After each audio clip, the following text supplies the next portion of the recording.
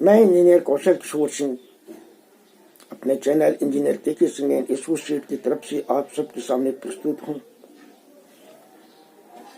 इसके पहले जो मैं वीडियो दिया था उसमें पुल आउट टेस्ट के बारे में मैंने डिस्क्रिप्शन दिया था। उस वीडियो को देखने के बाद हमारे एक दोस्त मिस्टर पवन गुप्ता, श्री पवन गुप्ता जी, उन्होंने एक कमेंट किया। मुझे बड़ा अच्छा लगा वो कमेंट और बहुत खुशी हुआ उनके कमेंट को देख करके। इस तरह से आप कमेंट करें तो हमें उसका रिप्लाई देने में उतनी खुशी होती है जितना कि मेरा बेटा मेरे से फोन पर कहता है, पापा मैं बहुत अच्छा हूँ। गुप्ता जी ने क्वेश्चन किया है, उन्होंने लिखा है कि सर आपके द्वारा दिया गया वीडियो काफी इंफॉर्मेटिव है, बहुत हेल्प मिलता है हम लोगों को, मगर थोड़ा सा ये बताइए कि how to find out the pull out load applied for conducting the pull out test of rock bolt at site. Very good question, really it is appreciable question. Gupta ji, first I wanted to intimate you, I want the description regarding the failure. How many types of failure? There are 4 types of failure. First, failure of steel rebar. Second, failure of bond between steel rebar and rock surface.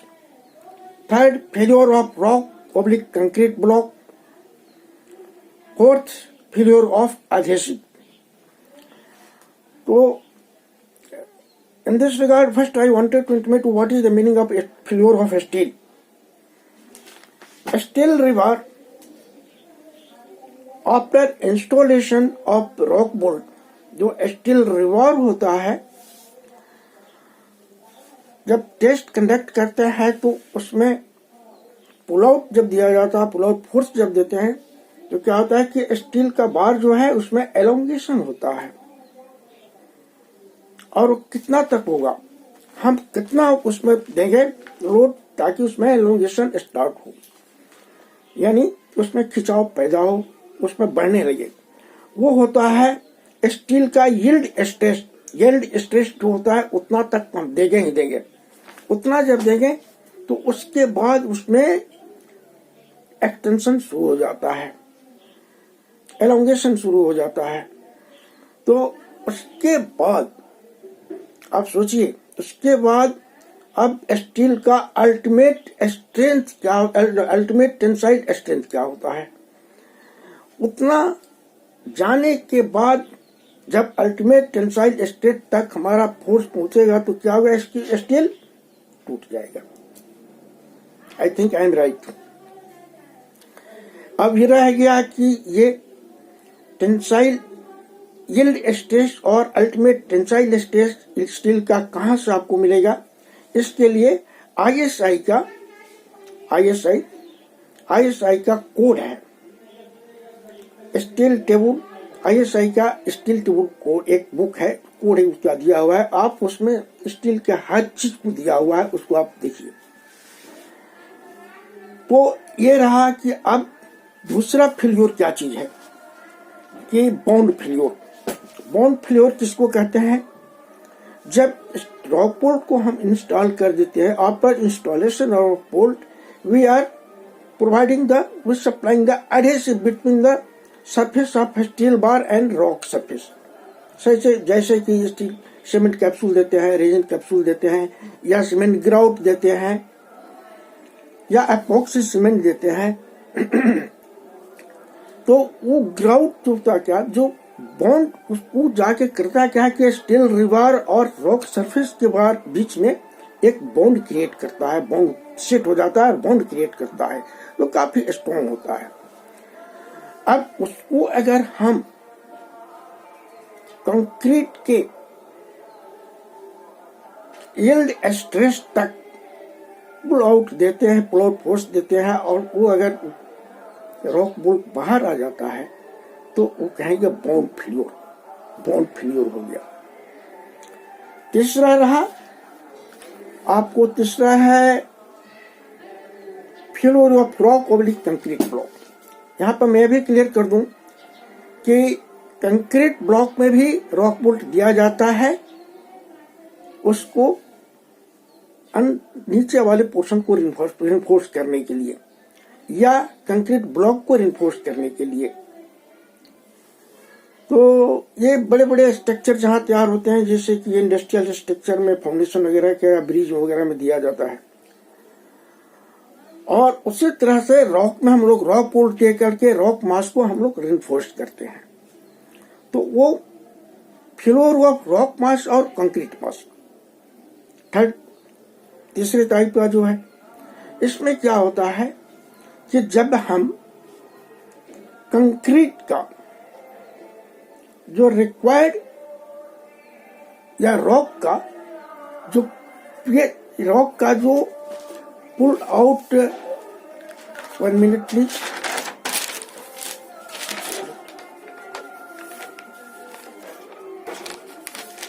Concrete का shear strength, conservative value of concrete shear strength, ये this is equal to 600 psi। उसी तरह से rock का भी conservative value of rock shear strength होता है। ये आपको टेबल मिलेगा, आपको जो फिजिकल इंजीनियरिंग की बुक में मिलता है, इसका एक टेबल है। तो उसको उतना हम देंगे, उतना हम अप्लाई करेंगे। जैसे कि अगर कंक्रीट में कर रहे हैं तो 600 psi देंगे, अगर रॉक में कर रहे हैं तो it is equal to 400 psi to 350 psi, इस बिटवीन में कहीं है। अगर उतना अप्लाई करने के बाद क्या होता है कि अगर कंक्रीट का करें तो एक कोनिकल शेप में नीचे से कोनिकल शेप में वो रॉक बोल्ट के साथ बाहर आ जाएगा, तो उसको क्या कहेंगे? Concrete bond, concrete floor. अगर रॉक के साथ में आ जाता है तो रॉक फ्लोर। देखिए मैं अभी बाहर हूं, इसलिए अपना ब्लैक बोर्ड पर आपको नहीं एक्सप्लेन कर रहा हूं। ये इसमें देखिए मैं एक फिगर बनाया हूं अपने हाथों से, ये देखिए, ये दिखा हुआ ये है रॉक बोल्ट, और आफ्टर पुलिंग आउट इस शेप में वो कोनिकल शेप में कंक्रीट को या रॉक को लेकर के बाहर चलाता है। इसका एंगल जो होता है, ये एंगल जो होता है बेस में, ये अबाउट 45 डिग्री टू 60 डिग्री के बीच में होता है। मोस्ट प्रोबेबली ऐसा ही शेप निकला है, आज तक देखा गया है। तो ये रहा है आपको कंक्रीट और रॉक फ्लोर। थर्ड जो है वो आपको है बॉन्ड फ्लोर। बॉन्ड फ्लोर का मतलब क्या हुआ कि after installation of rock bolt, whatever adhesive you are supplying, you are providing in the ground hole, जैसे कि सीमेंट कैप्सूल या रेजिन कैप्सूल, ये हम देते हैं, उसके बाद उसमें देते हैं ताकि रॉक सरफेस और स्टील रिवार के सरफेस में वहां पर बॉन्ड तैयार हो जाता है। Am I right? I think it is clear।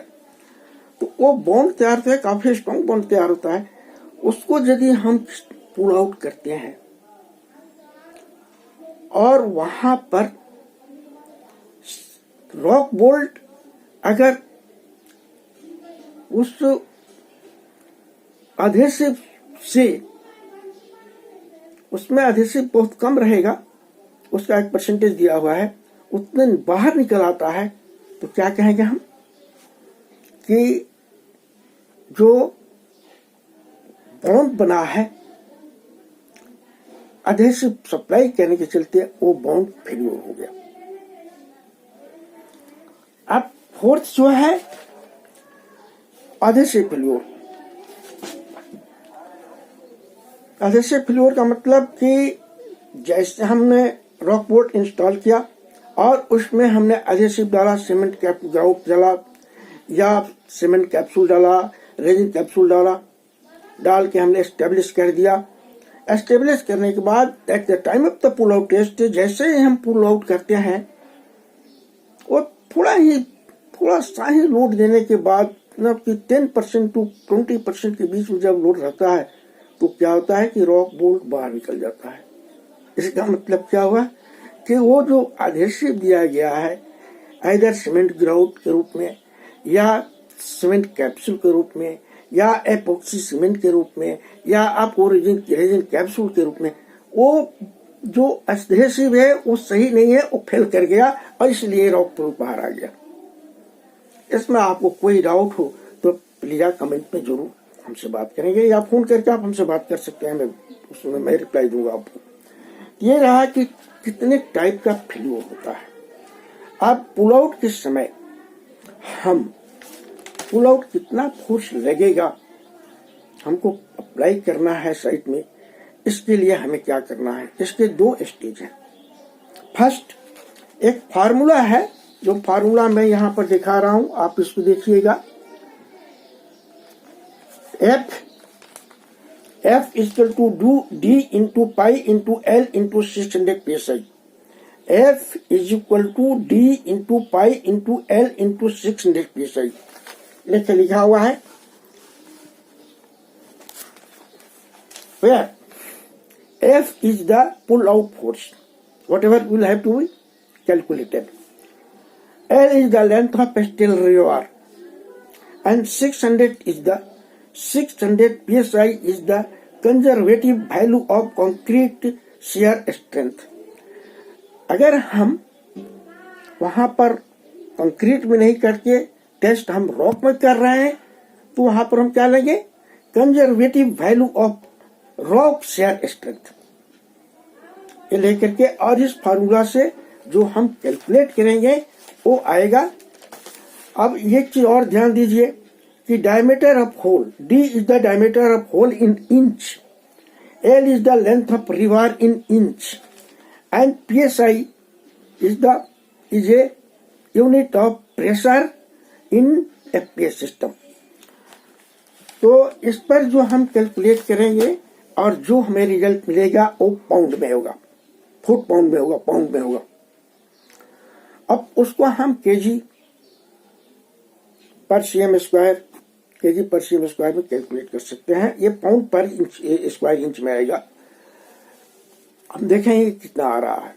लेकिन एक बात और ध्यान दीजिए कि ये जो रिजल्ट मिलेगा, ये रिजल्ट यानी कि अल्टीमेट पुल आउट फोर्स है। इतना पुल आउट फोर्स अगर हम लगाएंगे तो क्या होगा, कंक्रीट को तोड़ करके और वो रॉक बोल्ट बाहर आ जाएगा, या नहीं तो बाउंड फेल कर जाएगा, या नहीं तो उसका जो है आधे से फेल्योर हो जाएगा। तो ये अल्टीमेट मैंने सबसे लास्ट वाला, इतना इससे आगे फोर्स देने का जरूरत नहीं है, इसके पहले ही सब कुछ निकल जाएगा। तो अब रह गया कि इतना तो हम टेस्ट में दे नहीं पाएंगे, इतना पुल आउट फोर्स तो हम at the time of pull out test हम नहीं दे सकते हैं, तो सारे रॉक बोल्ट ही फेल कर जाएगा।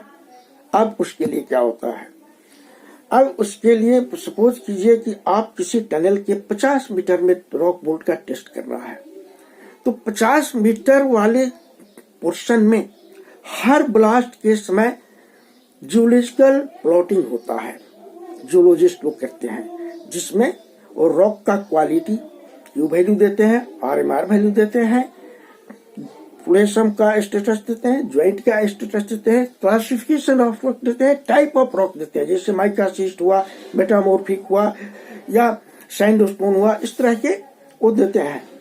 तो उस डाटा के ऊपर लेबोरेटरी में उस पोर्शन के रॉक को का सैंपल रखा जाता है और सैंपल को एस्टेब्लिश किया जाता है एक स्टील के बेंच के ऊपर, और उसके बाद पुल आउट टेस्ट मशीन को से हर सैंपल का अलग अलग वैल्यू कैलकुलेट किया जाता है, निकाला जाता है, प्रैक्टिकली निकाला जाता है। अब वहां पर value versus force, applied force, उसका एक ग्राफ प्लॉट करते हैं। सब वैल्यू सारे सैंपल का जब ग्राफ प्लॉट हो जाता है तो ग्राफ को स्टडी करके और उसका एवरेज निकाला जाता है कि कितना हमको पुल आउट के लिए फोर्स देना चाहिए, जिससे कि हमारा रॉक बोल्ट का एग्जैक्ट पोजीशन पता लग सके। हम ज्यादा देंगे फेल कर जाएगा, कम देंगे तो वो उसका सही टेस्ट नहीं हुआ। इसलिए ये प्रैक्टिकल चीज किया जाता है और ये जो बनाने के बाद एवरेज निकालने के बाद इस रिजल्ट को डिजाइनर के पास भेजा जाता है। तब डिजाइनर जो है जियोफिजिकल इंजीनियरिंग डिपार्टमेंट के हेड के साथ बैठकर, head of the geophysical engineering department, ये लोग अपना फैसला करते हैं कि कितना हमको पुल आउट टेस्ट देना चाहिए। It is clear. वो जब उधर से आता है तो उतना ही पुल आउट टेस्ट, उतना ही force, pull out force apply करके और तब ड्रॉप आउट का टेस्ट लेते हैं। मेरी अपनी जो एक्सपीरियंस है, मैंने बहुत सारे प्रोजेक्ट में देखा है, किया, करवाया है। एज जूनियर स्टाफ भी रहा, जूनियर लेवल पर था तब भी देखा, जो सीनियर लेवल में आया तब भी देखा।